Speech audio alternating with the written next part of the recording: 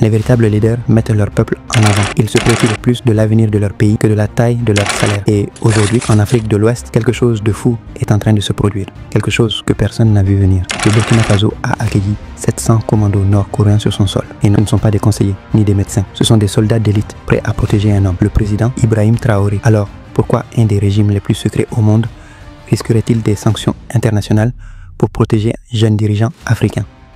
Et pourquoi maintenant? Revenons un peu et analysons cela. En Afrique, lorsque des troupes étrangères arrivent, on s'attend à voir des soldats de l'OTAN ou des forces françaises. Mais des bottes nord-coréennes en Afrique, c'est tout autre chose. Le gouvernement du Burkina Faso a confirmé l'arrivée de ces 700 soldats nord-coréens et leur mission est claire: protéger Traoré, sécuriser le régime et empêcher un coup d'État ou une tentative d'assassinat. Pourquoi la Corée du Nord prend-elle ce risque? Ce n'est pas juste une question de protection. C'est une stratégie géopolitique. Cette mission repose sur 3 objectifs principaux. Protéger Traoré et son gouvernement des menaces internes et externes. Sécuriser les sites stratégiques du pays. Bases militaires, aéroports, raffineries d'or. Former les forces du Burkina Faso à des tactiques d'élite. Guérilla, protection rapprochée. Et surtout, lutter contre un coup d'État avant qu'il ne commence. Ce n'est pas une réaction de dernière minute. Cette intervention est le fruit de semaines de diplomatie secrète et de planification. Les Nord-Coréens n'ont pas débarqué sans préparation. Ils étaient attendus. La question est, pourquoi cette urgence? D'après des sources militaires à Ouagadougou, la menace contre Traoré a sérieusement augmenté. En 6 mois, les services de renseignement, soutenus par la Russie, ont démantelé plusieurs complots. Mais malgré ce soutien russe, il leur fallait une couche supplémentaire. Une force capable de former des élites, d'opérer dans l'ombre et de gérer des menaces là où la diplomatie occidentale ne peut pas intervenir. Et c'est ainsi que la Corée du Nord a été appelée à l'aide.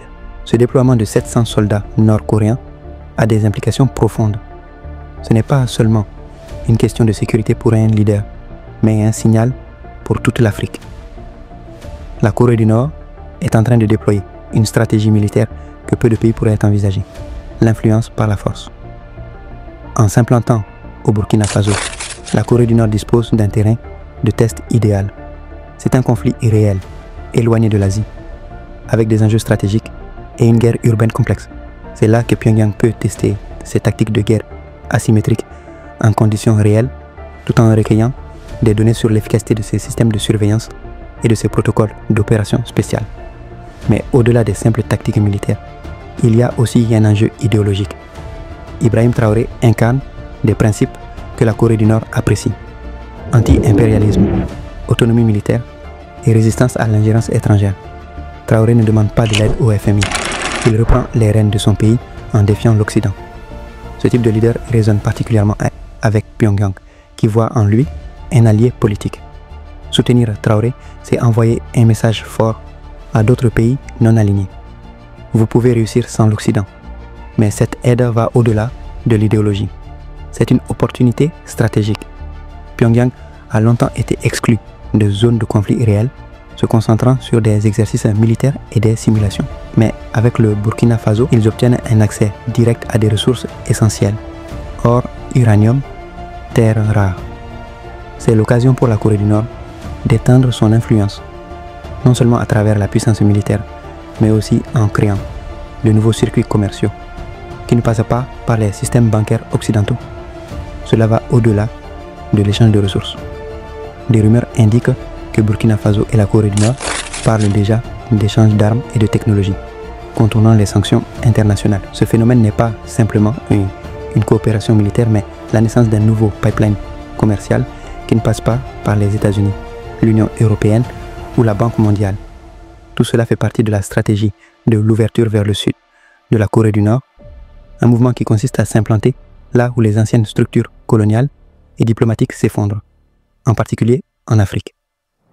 Le Burkina Faso est le premier maillon d'une chaîne plus large. D'autres pays de la région commencent à suivre cette nouvelle direction. Ce que la Corée du Nord gagne dans cette démarche va bien au-delà des ressources naturelles. En soutenant des régimes comme celui de Traoré, elle acquiert de la légitimité sur la scène mondiale. Chaque fois qu'un gouvernement africain salue un soldat nord-coréen, ou qu'un général étranger remercie un formateur de Pyongyang, cela affaiblit l'idée que la Corée du Nord est isolée, se soutient direct à des régimes africains non alignés. La réflexion autour de ce nouveau modèle se propage en Afrique et les questions commencent à surgir. Et si nous pouvions nous protéger sans dépendre de la CEDEAO ou du FMI? Et si nous pouvions former des alliances avec des puissances comme la Russie ou la Corée du Nord sans avoir à accepter les conditions imposées par l'Occident? Le Burkina Faso devient ainsi un laboratoire géopolitique, un modèle de ce que pourrait devenir une Afrique souveraine et indépendante, unie dans sa résistance aux anciennes puissances coloniales. L'impact de ce changement est déjà palpable à l'échelle mondiale. L'Occident commence à réagir, mais pas comme on pourrait le penser. Ce n'est pas par la crainte de coups d'État à venir. Ce que l'Occident craint, c'est de devenir obsolète. Car si le modèle du Burkina Faso se répand, un modèle de souveraineté renforcé grâce à des alliés comme la Corée du Nord et la Russie, alors tout le système de domination occidentale sur l'Afrique risque de s'effondrer. Les anciennes puissances coloniales qui ont façonné l'Afrique selon leurs propres intérêts, voient leur structure de pouvoir être remise en question. Le Burkina Faso, en tant qu'exemple, commence à poser un nouveau cadre politique et militaire, une alternative directe au système dépendant des puissances occidentales. Fini les promesses d'aide conditionnée, les politiques de changement de régime sous couvert de démocratie, ou l'influence à travers des institutions comme le FMI et la Banque mondiale. Ce modèle est plus que jamais réel et commence à prendre forme. Ce nouveau bloc qui se construit avec la Corée du Nord, la Russie et d'autres alliés comme le Mali et le Niger n'est pas un mouvement isolé. C'est une réponse collective à l'influence occidentale et un appel à plus de résistance. Cette émergence d'un nouveau pôle de pouvoir ne se fait pas au nom d'une idéologie unique, mais plutôt autour d'une stratégie collective de survie et d'autonomie. L'Afrique, une fois vue comme un terrain de jeu des grandes puissances, est maintenant en train de devenir un acteur indépendant sur la scène mondiale. Mais ce n'est pas tout. Ce modèle ne s'arrête pas seulement à l'Afrique. Les puissances de l'Est, en particulier la Corée du Nord et la Russie, cherchent à établir des alliances stratégiques au-delà de l'Afrique. Ce nouveau bloc géopolitique s'étend maintenant à l'Asie, à l'Amérique latine et même dans certains pays du Moyen-Orient et du Sud-Est asiatique.